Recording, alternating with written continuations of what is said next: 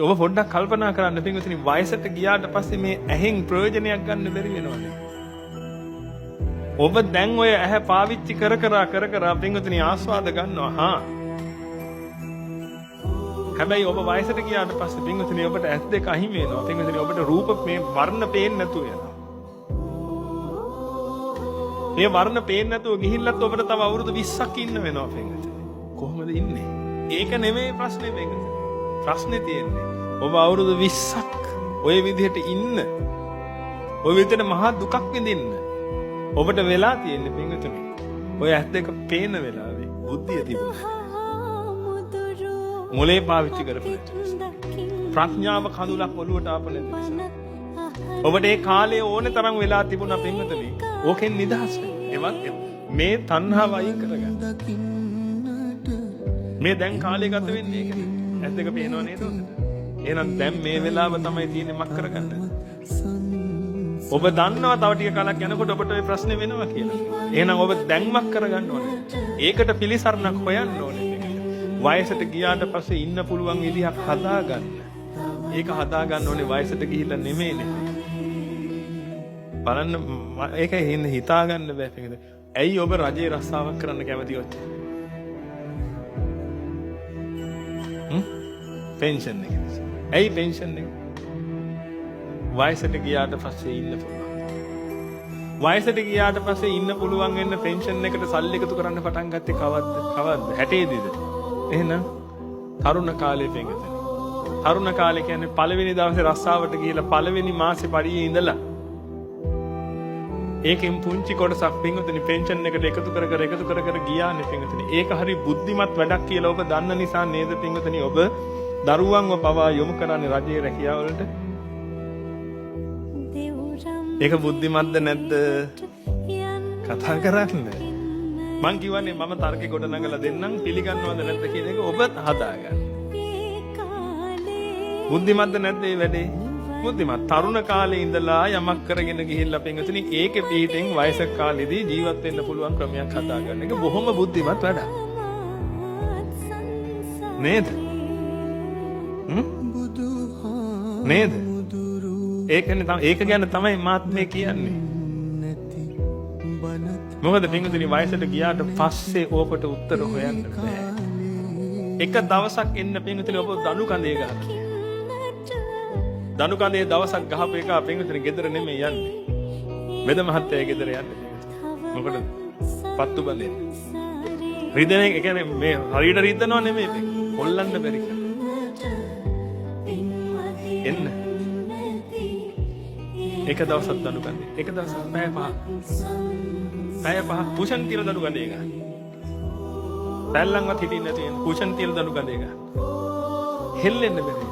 පින්වතුනි ඔබගේ ආච්චි අම්මා සීයා අංශභාගය හැදලා අවුරුදු 20ක් හිටියන්ද? ඔබ බැන මේ මිනිහයාට සලකන්නේ නැති, ආදරෙන් සලකන්නේ නැති, මොනවා හරි කරන්නේ නැති. නමුත් ඔබට බෑ නේද ඒ ආච්චි අම්මගේ දුක ගන්න. ඒ ආච්චි අම්මට දුක මොකුත් නෙමෙයි. හොල්ලන්න ඕනේ, හොල්ල ගන්න බෑ. ඔයිට වඩා හිරගයක් වෙන්නේ. පින්වතුනි මේක වෙනවද නැද්ද එක නෙමෙයි ප්‍රශ්නේ. උනොත් මොකද කරන්නේ? ඒකෙන් නිදහස් වෙන්න තමයි පෙන්ෂන් ස්කීම් එකක් තියෙන්නේ මේක. රජේ එක නෙමෙයි. මේ බුදුහාඳුරන් එක. ඔය තරුණ කාලයක් දීලා තියෙන්නේ යන්නේ ඒකට. ආදරේට කියන්නේ පින්වතුනි මේක උනාට පස්සේ තියෙන්නේ. ඉතින් මේක උනාට පස්සේ දැන් අපි මොකද කරන්නේ ඇයි? අපි මොකද්ද කරන්නේ? පූජ්‍ය පක්ෂයේ විදියට ඔබ මේ අපිව පෝෂණය කරනවාද ඔබ තරුණ කාලේ අපි නිවන් දැකලා අපි අරිහත් ඵලයත් පූර්ණේ කරලා ඔක්කොම හාමුදුරුවෝ ටික දැන් ඉන්නවා. ඔබට අංශභාගයක්. දැන් අපි මොකද්ද කරන්න ඕනේ? කියනකොට උස්සන්නද මේ? එතකොට මේ මූණට මක් වෙලා තියෙනවා. ඔය දැන් හොඳට පවත්වාගෙන යන ඔය මූණට මක් වෙලා තියෙනවා. ඇත්තට කියන කට ඇදලා දිව දොට්ට මැද කෙල වැක්කෙනවා කට. ඒ ඔක්කොම ස්වභාවිකව සිද්ධ වෙන්න පුළුවන් දේවල් ඒක කිසි ගැටලුවක් නැහැ. ගැටලුව තියෙන එකම එක තැනක පින්වතුනි ඔබට හොල්ලන්න ඕන එකනේ ගැටලුව පින්වතුනි. හොල්ලන්න බැරි එක නෙමෙයි ගැටලුව. හොල්ලන්න ඕනේ. ඒකයි ගැටලුව.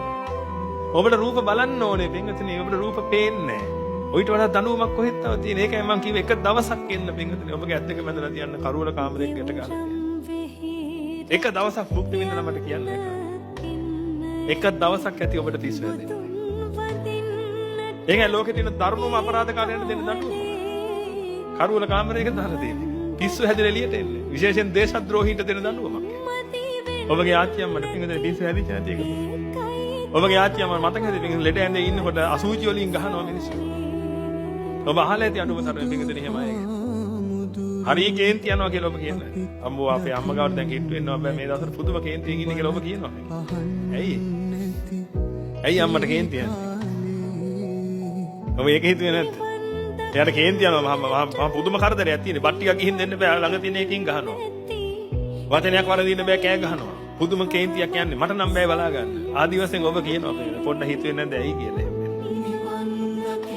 තරුණ කාලේ තියෙන්නේ ඔන්න ඕකෙන් බේරෙන්න. මගුල් කන්න නෙමෙයි බලා. අවස්ථාවක් දීලා තියෙන්නේ පෙන්ෂන් ස්කීම් එක හදාගන්න පින්වතුනි. පෙන්ෂන් එකට කී හරි දාගන්න අවස්ථාවක් දීලා තියෙන්නේ. අවුරුදු 15 දී වයසට යන්නේ නැහනේ ඔබ. අද මේ ඉන්න පිරිස වයසට ගිහිලා තියෙන්නේ අවුරුදු 60ක් ගියාට පස්සේ. අවුරුදු 60ක් chance එක දුන්නා පින්වතුනි හැදෙන්න. ගැලවෙන්න මේකේ. සම්මා ආජීවයෙන් ජීවිතය ගෙවන්න. නමුත් මිච්ඡා ආජීවයෙන්ම ජීවිතය ගෙවන පින්වතුනි අද ඇබ්බැහි වෙලා ඉන්නවා රූප බලන. අවුරුදු 60ක් රූප බලපු කෙනා කොච්චර රූප බලන්න ආසයිද කියලා හිතලා බලන්න. දැන් අවුරුදු 2ක් සිගරට් බීපු කෙනාගේ ඇබ්බැහි බීමද නතර කරන්න අමාරු 40ක් බීපු කෙනා. ඔබ දන්නව නේද? එහෙනම් දැන් අවුරුදු 60ක් රූප බලපු එක්කෙනාගේ රූප බැලීමට තියෙන ආසාව කොච්චරක් ඇද්ද කියලා. සාමාන්‍යයෙන් අවුරුද්දේදී විතර දරුවෙක් අන්ධ වෙනවා. ඒකද දුක් වෙන්නේ අවුරුදු 16 දී විතර දරුවෙක් අන්ධ වුණොත් දුක් වෙන්නේ. වැඩිපුර මානසික වේදනාවක් වෙන්නේ කොයි වෙලාවද? ඔය මේවත් ඇයි දැන් මම මේ කියන හැම එකක්ම ඔබට ඇත්ත නා. දැන් මේව තර්කානුකූලව හිතන්න. ඇයි ඔබටම දෙයක් වෙනකම් බලන් ඉන්නේ පිටක? සම්මා ආජීවයටපත් වෙන අදිස්ථාන කරන්න. ඔය හිතට එන එක කරලා කවද්ද ඔබ ගැලවෙන්නේ කියලා හිතන්න. ඔබ වයසට යන බව ඔබ දන්නවා. තාම අපි මැරෙන එක ගැන කතා කළේ නෑ. තාම වයසට යන තැන ඉන්නේ. ඔබ වයසට යන බව ඔබ හොඳටම දන්නවා. ඔබට ඔහොම ඉන්න බෑනේ. ඔබ දන්නවනේ ඔබගේ අච්චිම වයසට ගියා. තරුණ කාලේ හිටපු කෙල්ලෙක් නේ. ලෑස්ති වෙන්න දෙන්න. තවමත් සංසාර